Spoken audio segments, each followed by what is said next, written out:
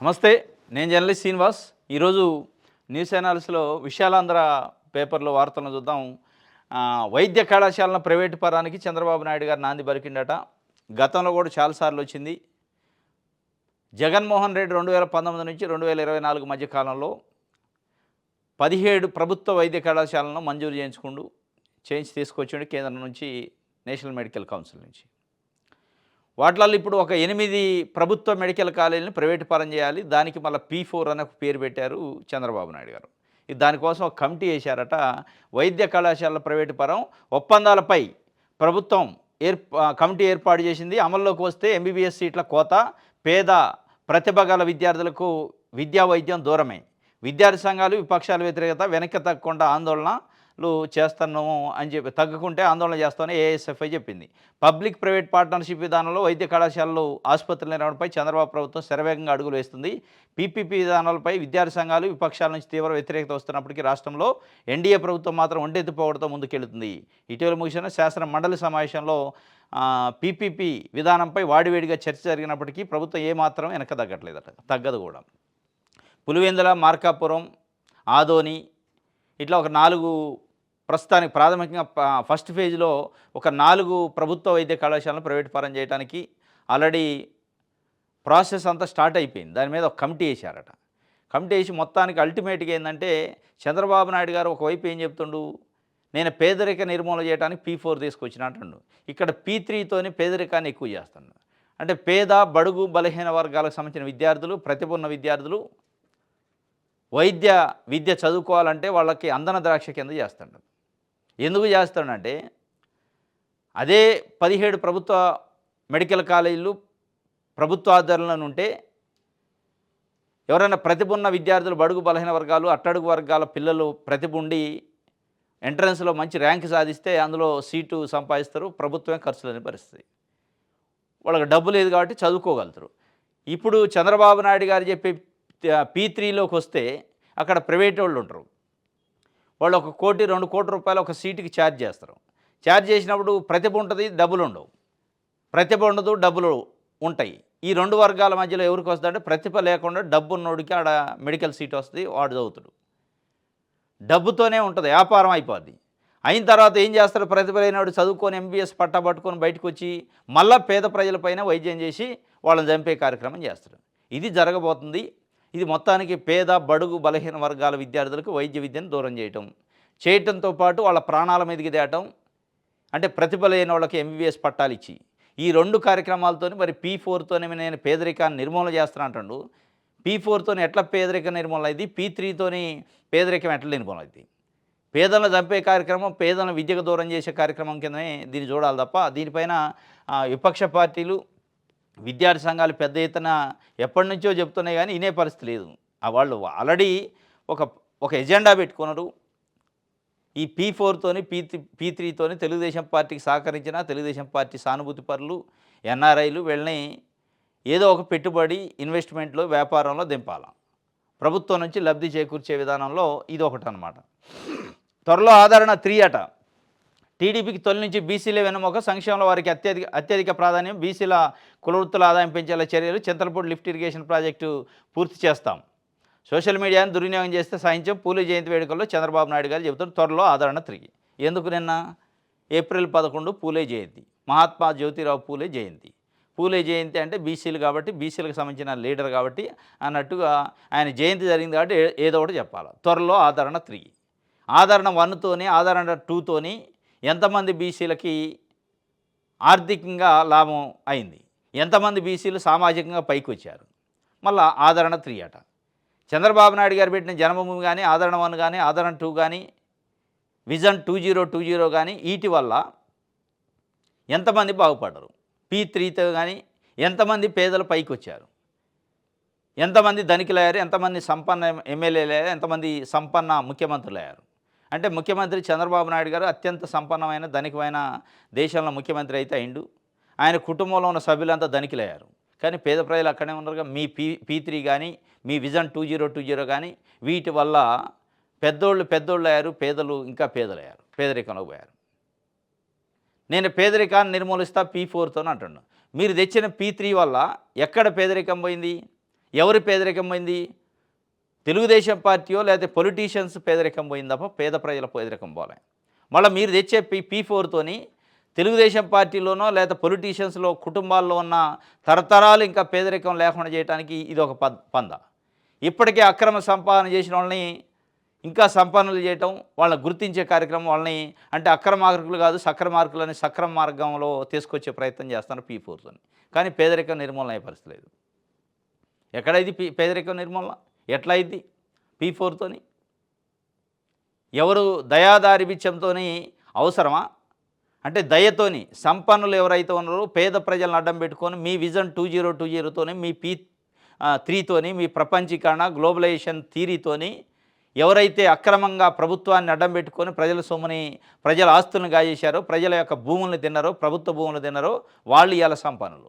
వాళ్ళు వచ్చి ఇక్కడున్న పేదల్ని బాగు చేస్తారట. అసలు వీళ్ళు పేదలు కావడానికి కారణమే ఈ సంపన్నులు. ఈ పేదలు కావడానికి కారణమే ఈ సంపన్నులు లిఫ్ట్ ఇచ్చింది మీరు. వాళ్ళు వచ్చి చేస్తారు. వాళ్ళు వచ్చి చేసేదేంది? దయతోని చేసేదేంది? దయా దాక్షిణ్యాలపైన పేదలు ఆధారపడే పరిస్థితి ఏంది? ప్రభుత్వం ఏం చేస్తుంది? ప్రభుత్వం ఎవరైతే అక్రమ ఆస్తులు సంపాదించారో వాళ్ళందరికీ గుంజి పంచండి ప్రజలకి. అది కదా కావాల్సింది.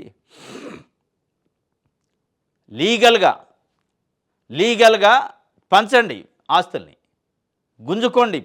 ఎవరైతే అక్రమ సంపాదన చేశారో సంపన్నులు అయ్యారో, ఎట్లా సంపన్నులు అయ్యారు లెక్కలు తీయండి. అసలు ఎక్కడి నుంచి వచ్చింది సంపన్నులు? 24/7 రక్తాన్ని చెమట లెక్క చేసి కష్టపడే రైతులేమో పేదరికంలో ఉంటారు. ఏసీ రూమ్లలో ఏసీ కార్లలో ఉంటోళ్ళు సంపన్నులు అవుతారు. ఎట్లా అయ్యారు? అది ఎక్కడి నుంచి వచ్చిందో లెక్కలతో సహా లెక్కలు లేని వాళ్ళు మొత్తం పంచిపడేయండి పేద ప్రజలకు. అది కదా కావాల్సింది. P4 పెట్టి వాళ్ళ దయాదాక్షిణ్యాల మీద ఆ మార్గదర్శనం ఒక ఆయన తీసుకొస్తా బంగారు కుటుంబం ఇవన్నీ కాదు, లీగల్ చేయాలి. పంచండి, భూములు పంచండి, ఆస్తులు పంచండి. సంపన్నులు ఎట్లా అయ్యారు వాళ్ళ లెక్కలు తీయండి. అక్రమంగా సంపాదించిన వాళ్ళు మొత్తాన్ని బయటికి తీసి పంచాలి తప్ప ఇవన్నీ బులబుచ్చకాయల మాటలు చెప్పి ఇక వాళ్ళ మీద ఆధారపడేసి ఇక వెనకట్లో బూర్జువాతనం ఎట్లయితుందో దొరతనం ఎట్లయితుందో వాళ్ళేమో దొరలు వీళ్ళేమో బంట్రోతులు అన్నమాట. ఇక వాళ్ళ మీద ఆధారపడాలి. అయ్యా మీరు ఇస్తేనే మాకు తిండికి వెళ్ళిద్దని వాళ్ళ మీద డిపెండ్ అయ్యి బాంఛన్ దొర అనే పరిస్థితికి తీసుకొస్తుంది ఈ P4తోని తప్ప వేరే ఏం లేదు. ఇది విషయాలందరికి సంబంధించి.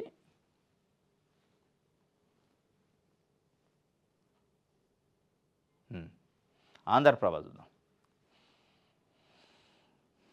విభజన చట్టంపై ఉమ్మడి దృష్టి అట త్వరలో 2 తెలుగు రాష్ట్రాల ముఖ్యమంత్రులు భేటీ. విభజన సమస్యల పరిష్కారమే ప్రధాన ఎజెండా. విభజన చట్టం అమలుకు కేంద్రం సానుకూలంగా ఉంది. 9-10 షెడ్యూల్ అమలుకు కసరత్తు. విభజన చట్టం పైన ఉమ్మడి దృష్టి పెడతారట. 2024 జూలైలోనే ఒకసారి సమావేశారు, జూలై-ఆగస్టు మధ్యలో. రేవంత్ రెడ్డి గారు తెలంగాణ ముఖ్యమంత్రి, ఏపీ ముఖ్యమంత్రి చంద్రబాబు నాయుడు గారు, చీఫ్ సెక్రటరీలు అంతా హాజరయ్యారు. అయిపోయిందిగా విభజన సమస్యలు పరిష్కారం అయినట్టే. చంద్రబాబు నాయుడు గారు రంగంలోకి దిగిండు, వచ్చిండు హైదరాబాదు అని అన్నారు. రంగంలోకి దిగి మళ్ళీ సంవత్సరం కావస్తుంది, ఇప్పుడు మళ్ళీ ఒకసారి ఇట్లా గదిలిస్తున్నారు. 9-10 షెడ్యూల్లో ఉన్న సమస్యలు మొత్తం అమలుకు కసరత్తు చేస్తున్నట. 2014 నుంచి 19 మధ్యలో చంద్రబాబు నాయుడు గారు ముఖ్యమంత్రిగా ఉండి ఎన్డీఏ కూటమిలో ఉండి కేంద్రంలో మోడీ ప్రభుత్వంలో భాగస్వామిగా ఉండు అయ్యాలగాలే. ఇవాళ 2024 నుంచి మళ్ళా ఎన్డీఏ కూటమిలో ఉన్నాడు. ఇవాళ అక్కడ మళ్ళీ కేంద్రంలో భాగస్వామ్యం ఉంది, రాష్ట్రంలో భాగస్వామ్యం ఉంది. అయినా సమస్యల పరిష్కారం కాల. మరి 10 ఏళ్ళు కానీ సమస్యల పరిష్కారం మరి ఇప్పుడే ఎట్లయితే ఉమ్మడి దృష్టి పెడతారట. ఆ దృష్టి పెట్టి అయిపోద్దట. ఇంకోటి బీసీలకి ఒక చట్టం తెస్తారట. అంటే ఎస్సీ ఎస్టీలకు ఎట్లయితే అట్రాసిటీ యాక్ట్ ఉందో అట్లా బీసీ కులాలకు కూడా అట్రాసిటీ టైప్ ఒక చట్టం తెచ్చి, అంటే బీసీ కులంలో ఉన్న ప్రజల్ని రక్షించుకోవడానికి, బీసీలను రక్షించడానికి బీసీలకు ఒక రక్షణ కవచం లాంటి చట్టాన్ని తీసుకొస్తా అని చెప్పిండు. ఎందుకు చెప్పిండు? నిన్న ఎందుకు చెప్పిండు? 8 నెలలు 9 నెలలు 10 నెలలు అయింది ప్రభుత్వం వచ్చి. ఇప్పుడు చెప్పటం ఏంది? పార్టీయే బీసీలు అంటారు, తెలుగుదేశం పార్టీ. కానీ మొత్తం తెలుగుదేశం పార్టీ హిస్టరీలో ఇంతవరకు బీసీ అధ్యక్షుడు లేడు దానికి జాతీయ స్థాయిలో. కానీ బీసీల పార్టీ బీసీలే ఎన్నుముక అంటారు. మళ్ళీ ఇప్పుడు నిన్న ఎందుకు చెప్పిండంటే ఏప్రిల్ 11 మహాత్మా జ్యోతిరావు పూలే జయంతి కాబట్టి ఆ రోజు ఏదో ఒకటి మళ్ళీ బీసీలకి చెప్పాలి కాబట్టి చెప్పినట్టుంది తప్ప ఈ చట్టం చేసేటట్లేదు. నిజంగానే చట్టం చేస్తే ఎప్పుడూ చేయాలి కదా. కులగణనలు చేయాలని లేకపోతే ఎస్సీ వర్గీకరణ చేయాలని కమిటీ చేసినప్పుడు దీని మీద ఎందుకు వేయాలి మరి? అంటే ఇప్పుడు నేను చెప్పాలి కాబట్టి చెప్పింది. దాంతోపాటు బీసీల రిజర్వేషన్లు 30% కూడా పునరుద్ధరిస్తారట. బీసీల రిజర్వేషన్లు 34% చేస్తారు. గతంలో 24% చేశారు. 34 ఉన్నదాన్ని వైఎస్ఆర్సీ ప్రభుత్వం ఉన్నప్పుడు మేము వచ్చి 34 చేస్తామని ఎన్నికల్లో హామీ ఇచ్చినాం. హామీ మేరకు మేము 34 చేస్తాం అన్నాడు. ఇప్పుడు చంద్రబాబు నాయుడు గారి ముందు ఎందుకంటే ఒక పెద్ద సవాలుంది. తెలుగుదేశం పార్టీ బీసీల పార్టీ. బీసీలే తెలుగుదేశం పార్టీకి ఎన్నెముక. బీసీలు తెలుగుదేశం పార్టీ కుటుంబ సభ్యులు. ఇవన్నీ పదాలు చెప్తున్నారు. 45 సంవత్సరాల నుంచి బీసీల ఓట్లు వేయించుకొని అధికారంలోకి వస్తున్నారు. మొత్తం ముఖ్యమంత్రులు అయ్యేది, అధ్యక్షులు అయ్యేది అగ్రవర్ణాలు, కమ్మ సామాజిక వర్గం, ప్రధానంగా తెలుగుదేశం పార్టీలో. బీసీలు కూడా మంత్రులు అవుతారు, కానీ కీలకమైన నిర్ణయాధికారంలో ఉండేది వాళ్ళు. మరి అలా రిజర్వేషన్ల కాడికి వచ్చేటాలకే జగన్మోహన్ రెడ్డి ప్రభుత్వంలో 24% చేశారు సుప్రీంకోర్టు జడ్జిమెంట్ ప్రకారం. నేను వస్తే 34 చేస్తాను.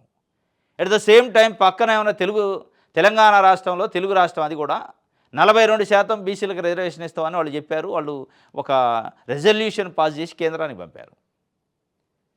మరి మీ బీసీల పార్టీ అనే పార్టీ 34 అంటది, పక్కన ఉన్న తెలంగాణ 42% అంటది. మరి మీరు బీసీల పార్టీ అంటే 42 కాదు, మేము 45 ఇస్తాం, తెలంగాణ 42 ఇచ్చింది కాబట్టి ఇంకో 3 పెంచి అనాల్సింది పోయి మీరు 34 ఇవ్వటమేంది? మీరు ఇవాళ కేంద్రంలో అధికారంలో ఉన్నారు. కేంద్రంలో ఎన్డీఏ కూటమిలో అధికారంలో ఉందో మీ ఎంపీలపైన ఆధారపడే కేంద్రంలో ప్రభుత్వం ఉంది. నిజంగానే మీరు చేయదలుచుకుంటే 45% కాదు 50% బీసీలకు రిజర్వేషన్ ఇస్తామని 9th షెడ్యూల్లో 10th షెడ్యూల్లో పెట్టియచ్చు. ఎందుకు పెట్టారు? ఏడుంది మీకు బీసీల పైన ప్రేమ? ఈ 34% ఎక్కడి నుంచి వచ్చింది? ఇలా బీసీల జనాభా 51% పైగా ఆంధ్రప్రదేశ్లో ఉన్నాక ఈ 34% ఏంటి? ఈడబ్ల్యూఎస్కి 10% రిజర్వేషన్ ఇచ్చారు. ఎవరు చెప్పారు? ఎక్కడ లెక్కలు ఉన్నాయి? ఇమీడియట్లీ అమలు చేస్తాను ఇవాళ. అట్లాంటిది 50% పైగా ఉన్న బీసీలు ఉన్న రాష్ట్రంలో బీసీల పార్టీ అని చెప్పుకున్న తెలుగుదేశం పార్టీ, ఆ పార్టీ అధికారంలో కేంద్రంలో రాష్ట్రంలో ఉంటే 34% చెప్పి మళ్ళీ బురుడి కొట్టించే కార్యక్రమం చేయటం తప్ప, నిజంగానే కమిట్మెంట్ ఉంటే పక్కనే ఉన్న తెలంగాణ రాష్ట్రంలో కాంగ్రెస్ పార్టీ మాది బీసీల పార్టీ అంటారు వాళ్ళు. అయినా కానీ 42% ఇచ్చారు. మీరు పార్టీ బీసీలది అయినప్పుడు 42% ఎందుకు ఇయ్యరు? 42 కాదు ఇంకా 2-3 పెంచి ఇవ్వాలి. ఇది ఇవాళ పెద్ద సవాల్ చంద్రబాబు నాయుడు గారి ముందుంది. అది ఎట్లా నిజంగానే బీసీల పార్టీ, బీసీల పైన మీకు కమిట్మెంట్ ఉండి బీసీల పైన ప్రేమ ఉంటే అది చేయాలి.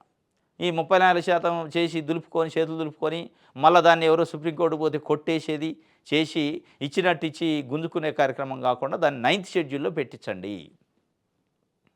ఆ షెడ్యూల్లో పెట్టించాల. ఇలా తమిళనాడులో ఎట్లయితే 69% రిజర్వేషన్ షెడ్యూల్లో పెట్టించారు వాళ్ళు, అట్లా పెట్టిస్తే ఇవాళ పెట్టించే ప్రొవిజన్ చంద్రబాబు నాయుడు గారికి ఉంది, రేవంత్ రెడ్డికి లేదు. ఆయన కాంగ్రెస్ కాబట్టి అక్కడ ఎన్డీఏ కూటమి కాబట్టి అంత ఈజీ కోఆపరేట్ చేసుకోవచ్చు. ఇవాళ అక్కడ ఎన్డీఏ కూటమి ప్రభుత్వాలని చంద్రబాబు నాయుడు గారి పైన ఆధారపడే ఎన్డీఏ కూటమి ప్రభుత్వం ఉంది కాబట్టి కేంద్రంలో ఆయన ఏదంటే అదైతే షెడ్యూల్లో పెట్టేయచ్చు. కానీ మరి ఏం చేస్తారో చూడాలి. బీసీలకు అయితే చట్టం చేస్తారట. పీపీపీలోనే కొత్త మెడికల్ కాలేజీలు 7 సభ్యులతో కమిటీ ఏర్పాటు, త్వరలో టెండర్లకు ఆహ్వానం. ఇది పీపీపీలోకి పోతున్నాయట. కొత్త మెడికల్ కాలేజీలు కేపీఎంజీకి పీపీపీ బాధ్యతలు అప్పచెప్పారట. అయిపోయాయి, వాళ్ళు ముందే మాట్లాడుకొని ఇవన్నీ. రైట్, సాక్షి పేపర్ చూద్దాం. అప్పు చేసి ఫీజులు కడుతుండట పిల్లలు. ఇది కాలేజీలలో చదువుకునే పిల్లలకి ఫీజు రియంబర్స్మెంట్ బకాయిలు ఉన్నాయి. ఆ ఫీజు రియంబర్స్మెంట్ బకాయిలు దాదాపు 9 నెలల నుంచి రిలీజ్ కాకపోవడం వల్ల ప్రైవేట్ కాలేజీ యాజమాన్యాలు వాళ్ళు కూడా మరి జీతాలు వెళ్ళాలి కాబట్టి పిల్లలపైన ఒత్తిడి చేస్తున్నారు. ఫీజు పే చేస్తేనే హాల్ టికెట్ ఇస్తాం, ఫీజు పే చేస్తేనే సర్టిఫికెట్లు ఇస్తాం, ఫీజు పే చేస్తేనే ఎగ్జామ్ రాయనిస్తాం అనే పద్ధతికి వచ్చింది. అప్పులు చేసి తల్లిదండ్రులు ఫీజులు పే చేయాల్సిన పరిస్థితి. జగన్మోహన్ రెడ్డి 2019 నుంచి 24 మధ్యలో ఉంటే అకౌంట్లో తల్లికి వందనం అమ్మఒడి పేరుతోనో, విద్యా కానుక, విద్యా దీవెన పేరుతోనో ఏదో ఒక రూపంలో డబ్బులు పడేది. ఆ డబ్బులు కాలేజీకి ఫీజు కట్టంగా కథ మిగిలి కూడా ఉండేదట. ఇలా అది పోయింది ఇది పోయింది, మొత్తం అప్పులు చేసి మళ్ళీ ఫీజు కట్టాల్సిన పరిస్థితి వచ్చింది. ఇలా అది నడుస్తుందట రాష్ట్రంలో. అప్పు చేసి ఫీజులు అందని ఫీజు రియంబర్స్మెంట్, అప్పుల పాలవుతున్న తల్లిదండ్రులు, సర్టిఫికెట్ల చేతికి రాక పిల్లల చదువులకు గండం, చేసేది లేక పొలం బాట పడుతున్న విద్యార్థులు, మంత్రి లోకేష్ను ట్యాగ్ చేస్తూ పిల్లలు అవస్థలపై పోస్టులు, ఉన్నత విద్యామండలి విద్యాశాఖ ఫిర్యాదులు వెలువ, వైఎస్ఆర్సీపీ హయాంలో క్రమం తప్పకుండా ఫీజులు, పిల్లల చదువులకు పూర్తి అండగా నిలిచిన వైఎస్ జగన్ 5 ఏళ్లలో ఏకంగా 18,663 కోట్లు వ్యయం. చిత్తూరు జిల్లా పూతలపట్టు మండలానికి చెందిన మన పార్టీ కార్యకర్త కుమార్తె పుష్పిత నూజివీడు పాలిటెక్నిక్ కాలేజీలో 2వ సంవత్సరం చదువుతుంది. 30,000 ఫీజు కట్టలేదని, హాల్ టికెట్ ఇవ్వలేదు, దయచేసి హాల్ టికెట్ ఇప్పించి పరీక్ష రాసేలా సాయం చేయగలరని ప్రార్థన. మంత్రి లోకేష్కి ఎక్స్ ఖాతాలో ఓ టీడీపీ కార్యకర్త అభ్యర్థన. ఇది కరెక్టే. ఎంతమంది మంత్రి లోకేష్కి ట్విట్టర్ పెడతారు, ఎక్స్లో పోస్ట్ చేస్తారు? అసలు ఈ ఎక్స్లో ట్విట్టర్లో పోస్ట్ చేయడం ఏంది? వాళ్ళకి చట్ట ప్రకారం రావాల్సిన ఫీజు రింబర్స్మెంట్ రావాలి కదా. ఇది కూడా ఒక P4 P4 లెటర్ అయితే సంపన్నుడు ఎవరు ఉంటే ఆయన బతిలాడుకొని పేదోడికి సాయం చేయి, ఆయన నీకు బండి రోజుగిరి చేస్తారు అన్నట్టు ఇది కూడా ట్విట్టర్లో ట్వీట్ చేస్తే సర్టిఫికేట్లు వస్తాయి. ఫీజు రియంబర్స్మెంట్ వస్తే కాదు. ఎంతమంది ట్విట్టర్ చేస్తారు, ఎంతమంది ట్విట్టర్ చేస్తే ఎంతమందికి లోకేష్ గారు రెస్పాండ్ అవుతారు? ఇది కాదు కదా కావాల్సింది. వాళ్ళకి ఇస్తానన్న తల్లికి వందనం ఇవ్వండి, వాళ్ళకి ఇస్తానన్న విద్యా కానుక విద్యా దీవెన ఇవ్వండి. అయ్యకుండా ట్విట్టర్ అయింది ఎక్కడిది? ఈ ట్విట్టరు 18,660 కోట్ల రూపాయలు గడిచిన 5 సంవత్సరాలలో జగన్మోహన్ రెడ్డి ఇచ్చినప్పుడు మీరెందుకు తల్లికి వందనం విద్యా కానుక విద్యా దీవెన లాంటి ఇయ్యలేకపోయారు? ఇయ్యలేకపోవడం వల్ల ఇలా స్కూల్లో ఉండాల్సిన విద్యార్థులు చేలల్లో పని చేసుకునే పరిస్థితి వచ్చింది. ఎంతమంది ట్విట్టర్లోనే ఎక్స్లోనే మీకు ట్యాగ్ చేస్తారో, ట్యాగ్ చేస్తేనే అది చట్టమా? అది ఎట్లా జస్టిఫికేషన్ అయింది? ఇది మొత్తానికైతే పేద విద్యార్థులు అప్పుల పాలవుతారు. ఆయన ఏది పూతలపట్టు నుంచి ఒక తెలుగుదేశం పార్టీ కార్యకర్త పెట్టినాడు, మన పార్టీ కార్యకర్త కూతురే ఇట్లా అయింది సార్ అంటే, లేదు ఎమ్మటే అని ఆయన రిలీజ్ చేయించిండు సర్టిఫికెట్లు, హాల్ టికెట్ రిలీజ్ చేయించిండు. దానికి సంబంధించి పెట్టి జగన్మోహన్ రెడ్డి 5 సంవత్సరాలలో ఆదుకోకపోతే నేను ఆదుకున్నా అని ఒక విద్యార్థిని పుష్పతాన్ని ఆదుకుంటే ఆదుకున్నట్టు కాదు. మొత్తం విద్యార్థి లోకానికి ఏమి ఇచ్చారు మీరు, అది చెప్పాలా. ఇది ఒక వార్త అయితే. ఎన్డీఏలోకి అన్నా డీఎంకే వచ్చిందట. తమిళనాడు అసెంబ్లీ ఎన్నికల విజయమే లక్ష్యం. పళనిస్వామి నేతృత్వంలో ఎన్నికల్లో పోటీ. కేంద్ర హోంశాఖ మంత్రి అమిత్ షా పర్యటన. తమిళనాడు బీజేపీ అధ్యక్షుడిగా నయనార్ నాగేంద్రన్ అని పెట్టారు. ఎన్డీఏలోకి పళనిస్వామి మాజీ ముఖ్యమంత్రి. కూటమి ఎన్డీఏ అన్నా డీఎంకే కూటమి, అన్నా డీఎంకే బీజేపీ కూటమికి ఏర్పాటు. ఎన్డీఏలోకి ఇంకో పార్టీ వచ్చింది. ఇప్పుడు చంద్రబాబు నాయుడు గారు ప్రాబల్యం కొంత తగ్గే అవకాశం ఉంది. తమిళనాడులో ఎన్నికలు వస్తున్నాయి. ఎన్నికల్లో డీఎంకేని ఢీకొట్టాలంటే దక్షిణాది రాష్ట్రాల్లో మొత్తం దేశవ్యాప్తంగా చూస్తున్న బీజేపీకి అత్యంత స్ట్రాంగెస్ట్ అపోజిషన్గా ఉన్న లీడర్ ఎవరు అంటే డీఎంకే స్టాలినే ఉండదు. బీజేపీకి సవాలుకు మారండి. ఇంకొక వైపు మమతా బెనర్జీ ఇట్లా ఉన్నారు. వీళ్ళని కంట్రోల్ చేయాలంటే ముందు ఇక్కడ ఎన్నికలు ఉన్నాయి కాబట్టి ఏదో ఒక రకంగా పొత్తు పెట్టుకొని ఆయన ఓడించే కార్యక్రమం చేయాలని వాళ్ళు ఓటు పెట్టుకున్నారు. నిజంగా ఇది వర్కౌట్ అయితే మట్టుకి ఇక్కడ చంద్రబాబు నాయుడు గారు ప్రాధాన్యత తగ్గింది. ఎందుకంటే అన్నా డీఎంకే మంచి ఎంపీ సీట్లు, ఎమ్మెల్యే సీట్లు గెలిచి ఆడ అంటే గవర్నమెంట్కి సపోర్ట్ చేస్తుంది కదా, వాళ్ళు లాయల్గానే ఉంటారు ఎన్డీఏకి. అది ఒక రకంగా ఇబ్బంది. మొత్తానికి అయితే ఎన్డీఏ కూటమిలో వాళ్ళు వచ్చారు.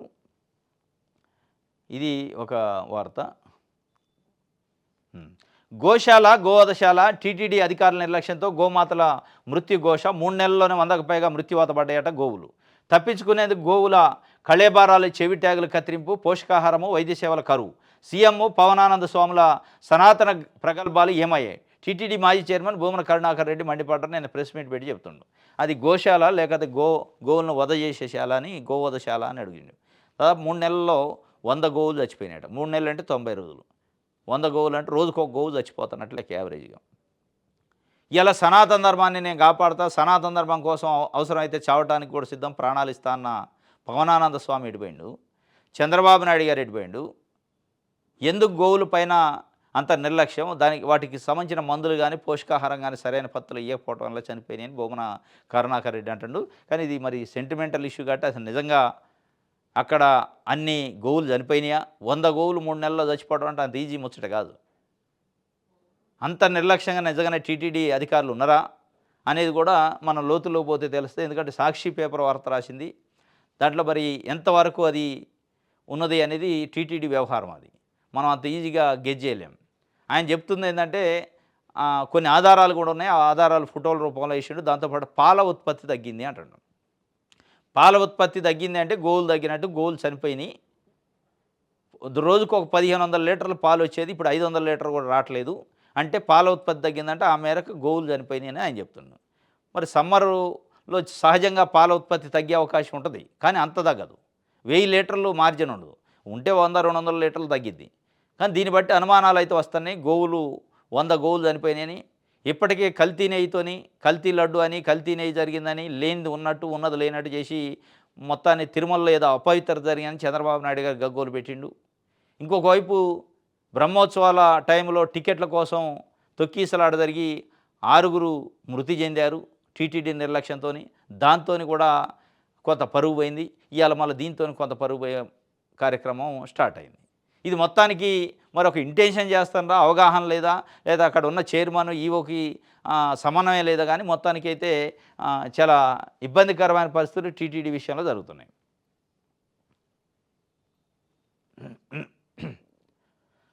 సామాజిక సమానత్వానికి మార్గదర్శకులు పూలే, వైఎస్ఆర్సీపీ అధ్యక్షుడు వైఎస్ జగన్ గన్నెవాళ్ళి. పూలే చిత్రపటానికి నివాళులర్పించిన వైఎస్ జగన్. సామాజిక సమానత్వానికి, మహిళా విద్యకు మార్గదర్శకులు జ్యోతిరావు పూలే అని వైఎస్ఆర్ కాంగ్రెస్ పార్టీ అధ్యక్షుడు మాజీ ముఖ్యమంత్రి వైఎస్ జగన్మోహన్ రెడ్డి కొనియాడారు. అణగారిన వర్గాల అభ్యున్నతి, వారి విద్యాభివృద్ధి కోసం జీవితాంతం కృషి చేసిన గొప్ప సంఘ సంస్కర్త అని చెప్పారు. జ్యోతిరావు పూలే జయంతి సందర్భంగా శుక్రవారం ఆయనకు గన్నెవాళ్ళి అర్పిస్తూ సామాజిక మాధ్యమం ఎక్స్లో ఈ మేరకు పోస్ట్ చేశారు. జ్యోతిరావు పూలే జయంతి సందర్భంగా సామాజిక సమానత్వానికి విద్యా మార్గదర్శకులు, మహిళా విద్యా మార్గదర్శకులు జ్యోతిరావు పూలేకి ఘనమైన నివాళి అని చెప్పి ఆయనకి జయంతి ఉత్సవాల సందర్భంగా చెప్పిండు జగన్మోహన్ రెడ్డి గారు. ఇగో ఈ గోవులకు సంబంధించి ఫోటోలు. ఈ ఫోటోలు టీటీడీ ఏం చెప్తుందంటే, ఈ ఫోటోలు ఇక్కడ గోశాలకు సంబంధించినవి కాదు, తిరుపతి టీటీడీ గోశాల జంతువులు కావయి. ఇగో ఆ వార్తలు అవాస్తవానికి కూడా వాళ్ళు ఒక ప్రకటన చేశారు. మరి ఏది వాస్తవం ఏది అవాస్తవం అనేది అది దేవుడిది కాబట్టి టీటీడీ వెంకటేశ్వర స్వామికి సంబంధించింది కాబట్టి వాళ్ళు చెప్పాలా. అక్కడ ఉన్నోళ్ళు నిజాలు చెప్తే బయటకు వస్తాయి. మీ పిల్లలు అల్లరి భరించలేకపోతున్నాం, ఇలాగైతే పోలీసులకు ఫిర్యాదు చేస్తామని హెచ్ఎం లేఖ రాసిండు ఉరవకొండలో.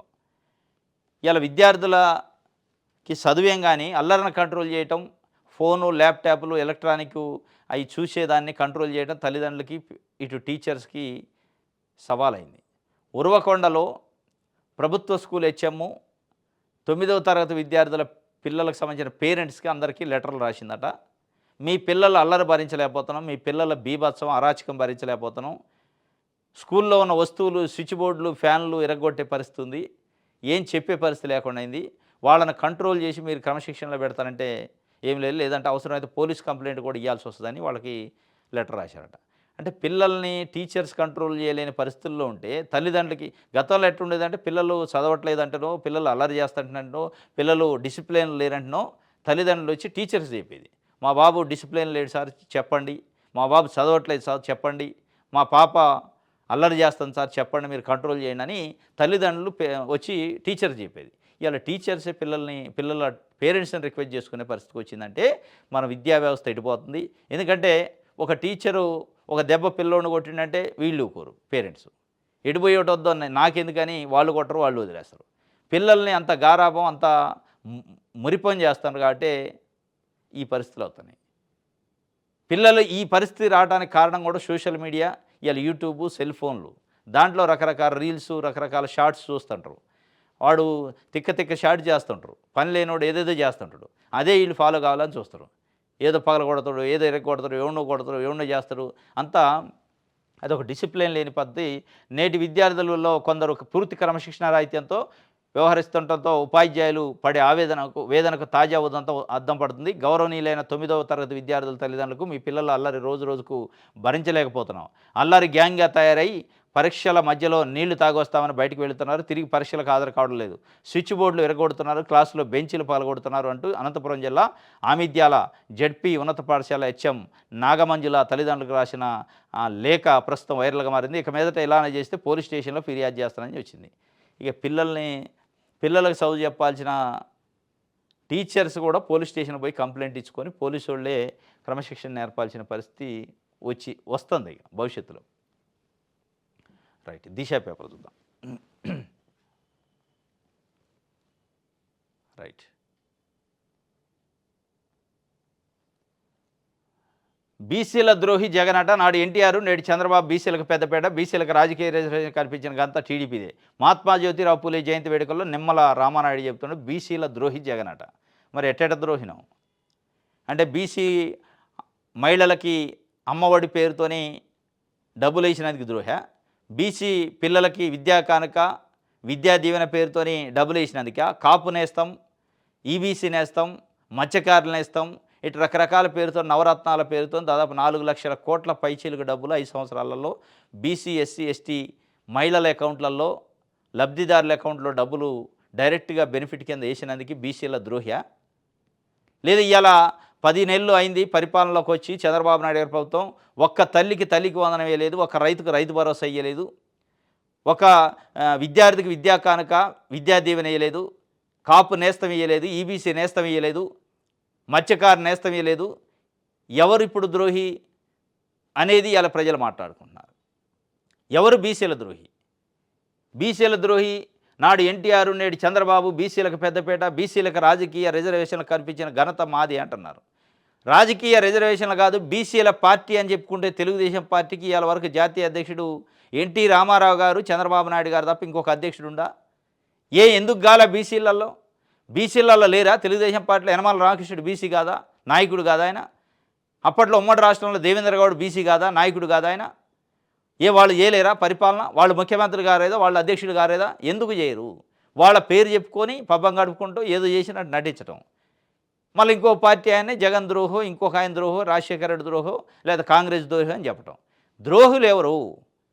మీరు పెట్టుకుంది బీసీ పార్టీ అని పెట్టుకున్నారు. పెట్టుకున్నాక బీసీ ఒక్కడన్నంతవరకు ముఖ్యమంత్రి కానీ ఆ పార్టీ నుంచి అధ్యక్షుడు కానీ అయిందా అని సమానం ఇవాళ బీసీలు అడుగుతున్నారు. ఇది జయంతి వేడుకల్లో నిమ్మల రామానాయుడు చేస్తుండు. నడి రోడ్డుపై ఉరిదీసినా తప్పులేదు, భారతిరెడ్డిపై వ్యాఖ్యలు చాలా బాధాకరం, తప్పుడు వేదలు యూట్యూబ్ ఛానల్పై కఠిన చర్యలు ఉండాల్సిందే, సోషల్ మీడియాపై షర్మిల ఆగ్రహం వ్యక్తం చేసిందట. వాళ్ళ వదిన గారు వైఎస్ భారతి పైన చేబ్రోలు కిరణ్ చేసిన వ్యాఖ్యలపైన ఆమె వాళ్ళ వదినకి సంఘీభావం తెలిపింది. తప్పు. మహిళలపైన ఇట్లాంటి అన్యాయంగా కామెంట్ చేయటం, యూట్యూబ్ ఛానల్ మళ్ళీ వాటిని ప్రచారం చేయటం, ఆ యూట్యూబ్ ఛానల్ ప్రచారం చేసిన ఛానల్ని అన్నోన్ని ఇద్దరిని కూడా నడి రోడ్డు పైన ఉరిదీసినా కానీ తక్కువే, పాపం లేదు. ఇది ఒక మహిళ ఆత్మాభిమానంతో ఆటాడుకోవటం, మనిషి పుట్టుకను కూడా అవమానించే పరిస్థితి, అనుమానించే పరిస్థితికి తీసుకురావటం చాలా దురదృష్టకరమైన ఆమె చెప్పింది. నడి రోడ్డు పైన ఉరిదీయించాలట, తప్పు లేదట. తీయించండి మరి. ఇప్పుడు చంద్రబాబు నాయుడు గారు చెప్పి నడి రోడ్డు పైన చేబోలు కిరణ్ని ఉరితీయించండి. తీస్తే ఇంకోడు భయపడతారు. ఈ కేవలం ప్రకటనలకే పరిమితం అయితే ఏముండదు. ఆంధ్రజ్యోతి చూద్దాం.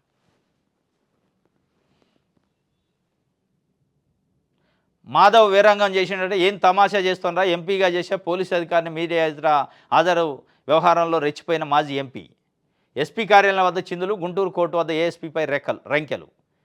గోరెంట్ల మాధవ్ మాజీ ఎంపీ, హిందూపురం నుంచి, వైఎస్ఆర్సీపీ నాయకుడు.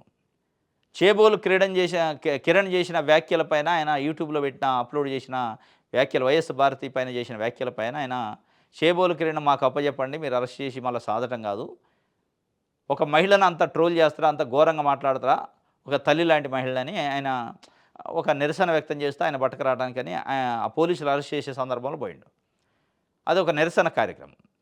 దానికి ఒక దొంగనో, ఒక 420నో, ఒక ఉగ్రవాదినో, తీవ్రవాదినో చేసినట్టు ముసుకేసి పత్రికా సమావేశంలో ప్రజెంట్ చేయాలని ప్రయత్నం చేశారు పోలీసులు. ఒక మాజీ ఎంపీ, ఒక మాజీ పోలీస్ అధికారి కూడా ఆయన. మరీ అంత ఘోరమైన పద్ధతిలో ఉగ్రవాదినా, నేను తీవ్రవాదినా, లేదా దొంగనే, దోపిడిదారినే, దొమ్మిలు చేసినా, ఏ రకంగా ముసుకేసి నన్ను విలేకరుల సమావేశం ముందు పెడతారు? అంత పెద్ద తప్పు ఏం చేసిన? ఒక నిరసన కార్యక్రమం చేసిండు వాస్తవంగా. మరి నిజంగానే ఇట్లాంటి నిరసన కార్యక్రమాలకి అట్లుంటే చాలా నిరసనలు అయినాయి. ఇప్పటికీ చాలా రాజకీయ పార్టీలు ఎంతమందిని ముసుకేసి పెట్టారు అంటే దీని వెనకున్న ఇంటెన్షన్ ఏంది? మీరు ఇవాళ ముసుకేయాల్సింది ఎవరికి? అడ్డగోలుగా కామెంట్ చేసిన చేబోలు కిరణ్కి వేయాలి, వేస్తే ముసుగు. చేబోలు కిరణ్ని ఖండించి ఆయనపై నిరసన తెలిపిన గోరెంట్ల మాధవ్ని మాజీ ఎంపీకి, మాజీ పోలీస్ ఆఫీసర్కి ముసుకేయాలనో, లేదంటే ముసుగు తీసి వాళ్ళ ముందు విలేకరుల ముందు అపియర్ చేయాలనో ప్రయత్నం చేశారంటే దాని అర్థమైంది. ఇది ఒక రకంగా కావాలని ఒక ఇంటెన్షనల్గా టార్గెటెడ్గా అవమానించే కార్యక్రమం. దానికి ఆయన గొడవ చేసిండే, దానికి ఆంధ్రజ్యోతి అనేది వీరంగం అని వచ్చింది. ఒక మాజీ ఎంపీ నా పద్ధతిలో చేయటం కరెక్టా? మరి వీరంగం అంటే అనేది కూడా చెప్పాలి కదా. ఆయన వీరంగం చేయటం తప్పే, ఆయన పోలీసుల విధులకు ఆటంకం కల్పించడం తప్పే. మరి మీరు చేస్తుంది ఏంది? భారత రాజ్యాంగం ప్రకారం హక్కులను కాపాడాల్సిన పోలీసులు ఏం చేస్తున్నారు? పైన నుంచి వచ్చే ఆదేశాల ప్రకారం ముసుకేయమంటే ముసుకేస్తారు, తీయమంటే తీతరా? ఇది ఒక వార్త. బీసీలకు అండగా వారి రక్షణకు అతి త్వరలో ప్రత్యేక చట్టం తెస్తాం మేము అని చెప్పి చంద్రబాబు నాయుడు గారు చెబుతుంటే బీసీలకు అండగా ఉంటాడట. రైట్. ఇది ఆంధ్రజ్యోతికి సంబంధించి. ఈనాడు చూద్దాం. బీసీల సంక్షేమానికి 48 కోట్ల రూపాయలు ఇస్తారట. P4లో లక్షలాది మంది మహిళలు పారిశ్రామికవేత్తలు తయారు చేస్తాం, పూలే స్ఫూర్తితోనే సుపరిపాలన తెస్తాం. అంబేద్కర్ జయంతి వచ్చిందనుకో, అంబేద్కర్ స్ఫూర్తితోనే పరిపాలన చేస్తున్నాం. పూలే జయంతి వచ్చిందనుకో, పూలే జయంతి పూలే స్ఫూర్తితోనే అంటారు. ఎన్టీఆర్ జయంతి వచ్చిందనుకో, ఎన్టీఆర్ స్ఫూర్తి. ఇన్ని స్ఫూర్తులు ఉన్నాక మరి ఇంకా 20 లక్షల మంది, 30 లక్షల మంది పేదలు ఎట్టుండ్రు? వాళ్ళని బాగు చేయడానికి సంపన్నులను ఎట్ట పట్టుకొస్తుండ్రు?